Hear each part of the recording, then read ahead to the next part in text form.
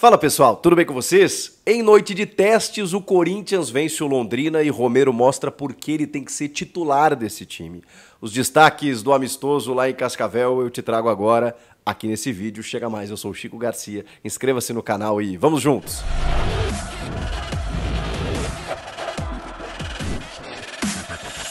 Bora se inscrever no canal, faltam 25 mil pra gente bater a meta. Obrigado a todo mundo que tá se inscrevendo aí.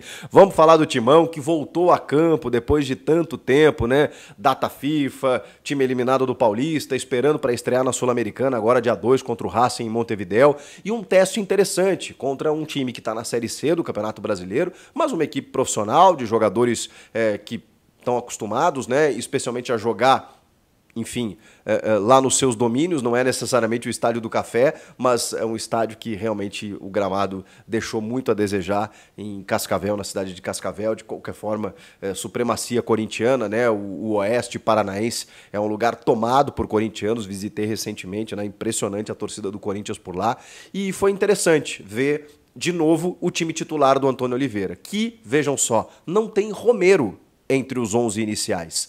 Ele está adotando esse sistema do Wesley aberto pela esquerda, os dois centroavantes, o Pedro Raul mais centralizado e o Yuri Alberto mais como um ponta mesmo, jogando bem aberto, fazendo a jogada de lado de campo lá pela direita, Rodrigo Garro sendo o homem da armação ali pelo meio campo, mas com muita versatilidade, com muita mobilidade, mordendo o tempo inteiro, criando, caindo pelos lados, batendo falta, fazendo tudo. Rodrigo Garro faz tudo, que jogador maravilhoso. Breno Bidon caindo pelo lado esquerdo também, muitas vezes, para poder armar o jogo, né? Sendo esse vértice da volância pelo lado esquerdo, função ocupada pelo Maicon, que estava bem até a sua lesão, mas agora não sei não, hein? Não sei não se o Maicon volta e reassume a titularidade. O Breno Bidon tá dono da posição. E o Ranielli, um monstro de jogador, leão de chácara, dono da primeira função do meio-campo, mas ganhou uma concorrência. Eu vou falar sobre ele na sequência. Trata-se de José Paulo. Ele mesmo, Paulinho, que voltou no segundo tempo do jogo depois de 10 meses parado e na função de primeiro homem. É bem verdade que quando isso acontece, o Ranielli está deslocado pelo lado direito para ser meio que um lateral, com a expulsão do Fagner, mas eu chego lá. O Corinthians foi armado com a dupla de zaga, o Félix Torres descansando, né? Data FIFA, jogou pela seleção equatoriana. Então Gustavo Henrique e o Kaká com o Hugo, praticamente uma linha de 3, né? O Hugo pouco cruzava a linha divisória do gramado, subia de vez em quando voltava, e o Corinthians fazia muito essa linha de 3 zagueiros. Não é 3 zagueiros, né? Não são 3 zagueiros sem a bola, mas com a bola para sair da construção, o Hugo participa dela, com o Wesley fazendo o corredor ali pelo lado esquerdo. E aí, como eu falei, né? Ranielli, Bidon, Garro e o trio de ataque, né? O Wesley, Yuri Alberto e o Pedro Raul. Depois, no segundo tempo, muitas trocas, mas muitas trocas, porque o primeiro tempo ele foi muito físico, de amistoso não tinha nada, o Londrina marcou, o Corinthians não conseguia chegar, a falta de ritmo de jogo pesou em alguns momentos. O Wesley, por exemplo, que foi muito acionado pelo lado esquerdo, errou muito a tomada de decisão, e isso para mim é sintoma do ritmo de jogo, né? Da falta do ritmo, né? Com esse período sem jogos, e por isso importante também você realizar um jogo de competição antes da estreia na Sul-Americana, porque um tempo tão grande antes da partida poderia gerar esse problema no jogo que vale. Então você já dá uma soltada na galera, você já readquire a forma física, o ritmo, a competição, para os caras chegarem no Uruguai semana que vem entendendo a necessidade do jogo. O Wesley, que vinha bem, enfim, antes da parada, teve dificuldades ali pelo lado esquerdo, mas a gente sabe a capacidade do Wesley, né? É que a concorrência, vejam só, nesse elenco do Corinthians, ela tá grande. Porque aí no segundo tempo você tem um jogador como o Pedro Henrique que entra e preparem-se ou prestem atenção como o Pedro Henrique sempre apronta alguma coisa. Ele sempre entra e consegue tirar um coelho da cartola, ele sempre faz alguma coisa mais objetiva, e é dos pés dele que sai o primeiro gol, porque ele faz a jogada, bate muito forte, o goleiro Arthur faz o rebote e o Romero acaba tocando para o fundo da rede. No segundo tempo até o Carlos Miguel acabou entrando para o Cássio descansar, ele muda a dupla de zaga, né? Sai o Gustavo Henrique e o Kaká, entra o Raul Gustavo e o menino João Pedro. O Hugo acaba saindo também, e eu acho que a lateral esquerda ela é uma incógnita, porque o Hugo tem suas limitações, o Palácios ainda não recuperou, está sendo preservado aí para meados de abril, estreia do Campeonato Brasileiro, um pouco mais à frente na Sul-Americana. E aí tem um jogador que aproveitou muito bem essa oportunidade, porque o momento era de oportunidade. O Antônio Oliveira estava fazendo testes, mudou 11 jogadores praticamente no segundo tempo. Praticamente não, né? Mudou 11 jogadores. Ou seja, era o momento de aproveitar a oportunidade. E quem aproveitou?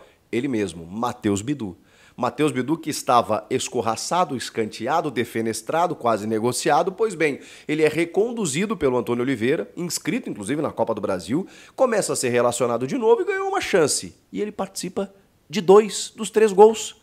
Ele começa uma jogada que vai na direita, o Mateuzinho faz o cruzamento, o Romero acaba fazendo o segundo gol, um golaço, né? E no terceiro gol, o lançamento do Matheus Bidu foi qualquer nota para o Giovani, que também entra na segunda etapa e na frente do goleiro acaba deslocando para fazer o terceiro gol, o 3-0. Um jogo que se encaminhava para o 0-0, porque ele estava difícil, estava truncado, mas ele teve um outro contexto, né? Ele teve expulsões no começo do segundo tempo. Fagner, hein? Ô, Fagner, pra que isso, Fagner? Pra que isso? Teve uma reclamação lá que o goleiro teria socado a bola fora da grande área. Aí o Fagner ficou meio bravo e tal, dá uma pegada no cara, né?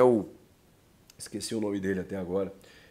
O Martin foi expulso depois, né? E aí o Iago Telles. O Martin foi expulso depois e o Londrina ficou com 9. Mas aí o Fagner dá uma pegada no Iago Telles que revida, empurra o jogador do Corinthians no chão. Aí o árbitro, por conta de uma confusão generalizada, vai lá e expulsa os 2. Eu teria feito o mesmo. E acho que o Fagner se perde por esse tipo de coisa, né? Acho até que é bom ele ficar, sei lá, prestando atenção no que pode acontecer. Qualidade técnica, a gente sabe. Agora o Mateuzinho, que entrou no segundo tempo, entrou bem. Entrou muito bem. Antes o Ranieri fez essa função pelo lado direito e o Paulinho assumiu a primeira volância, né? Já falando das trocas. Depois o Mateuzinho entra e aí reconduz o Ranieri para o meio. E o Mateuzinho entrou muito bem, aproveitando os espaços oferecidos pelo Londrina pelo lado esquerdo defensivo. E aí o Corinthians começou a dominar o setor, né?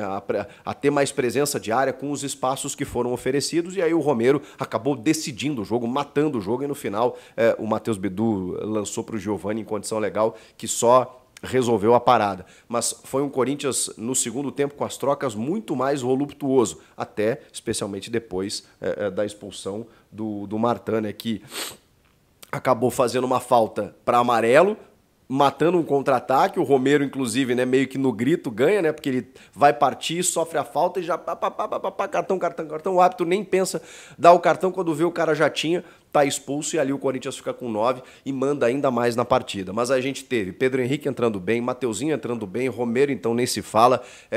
O Garro, que jogou muito bem enquanto esteve em campo, saiu para a entrada do Biro, que também tentou alguns lançamentos. Paulinho reestreando depois de 10 meses na primeira função, ou seja, vira uma alternativa, seja para o Ranieri, e eu gostaria de ver o Paulinho ainda na segunda função, porque é uma função carente ainda no Corinthians em termos de elenco. Tem o Maicon e agora o Bidon, só que o Bidon apareceu, né? O Bidon apareceu e tomou conta da posição, então não sei se não moeu para o Maicon aí. No lado esquerdo, o Bidu se apresenta. Eu não estou dizendo aqui que o Bidu tem que ser o titular, mas o Hugo, diante de tantas, digamos assim, limitações, o Palácios que não recupera e o Antônio Oliveira que já testou até o Caetano naquela função, daqui a pouco o Bidu pode sim ser uma alternativa, porque ele não joga menos do que o Hugo. Então, daqui a pouco, se você tem essa dúvida, essa possibilidade, o Bidu pode muito bem ser aproveitado. A dupla de zaga eu acho que nesse momento é Gustavo Henrique e Félix Torres, mas aí você já ganha, deu uma minutagem aí pro Kaká, que é um jogador alto também, tem boa bola aérea e tudo mais, já vai se soltando um pouco mais com o elenco, aí tem o menino João Pedro, Cássio e Carlos Miguel a gente não precisa nem falar, foram as trocas, as alternativas, as mudanças, as valências, deixa eu ver se eu esqueci de alguém, né? O Giovani entrou no lugar do Yuri Alberto também, e aí a gente precisa entender também, porque quando no segundo tempo o Romero entra, ele entra no lugar do Pedro Raul e o Yuri Alberto passa a fazer a centroavância. Será que o ataque é esse mesmo? Wesley, Pedro e Yuri Alberto? Por que o Romero é reserva? Pelo menos assim, na reta final do Paulista e nesse primeiro amistoso, é o que indica o Antônio Oliveira. Ele disse em entrevista coletiva que isso não se verifica para qualquer jogo, que isso dependendo do adversário, ele pode utilizar ou pode modificar. Só que a verdade é que ele está dando uma sequência para esse ataque. Mas por que Romero na reserva? Na minha opinião, ele tem que achar um lugar para o Romero. O Romero não pode ser reserva. O Romero, além de ser um cara que muitas vezes a gente diminui o talento dele por conta da entrega, da volúpia, da garra e de tudo que ele consegue vestir, né, com a camisa do Corinthians, por favor, o gol que ele faz, o segundo gol, é de quem tem talento, é de quem tem brilho e de quem está na fase. E de quem está vivendo um grande momento. E você não pode ignorar isso. Você não pode menosprezar o momento do jogador. Isso não é uma crítica ao Antônio, é apenas enfim, um registro, né, de que ele, obviamente, entende qual o melhor para a sua equipe. Ele venceu o jogo por 3-0, tá tudo certo. Ele está testando ainda, obviamente, né? Ele teve todo esse tempo sem jogos para trabalhar, ele teve um primeiro amistoso para testar, os testes são para isso mesmo, mas o Romero, na minha opinião, não pode ser reserva desse time. É um cara que, além de se entregar, de se doar, ele ainda tem o gol, e inclusive colou aí, né, no Paulo Guerreiro para ser o maior artilheiro estrangeiro da história do Corinthians. Então o Romero, ele já está na história. E ele é um cara que precisa jogar. Eu entendo por alternativa de jogo, você, em determinado momento, não, vou escalar os dois centroavantes, que não são dois centroavantes quando estão jogando ali, porque o Yuri não está enfiado na área, ele está aberto pelo lado direito, ele tem realmente outra característica, ele ataca o espaço, ele gosta do ponto futuro, ele gosta da velocidade do arranque e tudo mais. O Pedro Raul não, já é mais pivôzão. No primeiro tempo ele faz um pivô maravilhoso para um chute do Rodrigo Garro, que a bola explode no travessão, seria um golaço. O Pedro sabe fazer isso, mas eu inverteria. Eu deixaria o Pedro Raul como uma alternativa para segundo tempo, para bola aérea, para fazer pivô, para mudar jogo, para parar mais cruzamentos, e começaria com Wesley, Yuri Alberto centralizado e Romero pelo lado direito. Para mim é simples, mas assim, são só registros, porque o Antônio provavelmente sabe o que faz. Rodrigo Garro jogando muito, Ranielli jogando muito, Bidon jogando muito.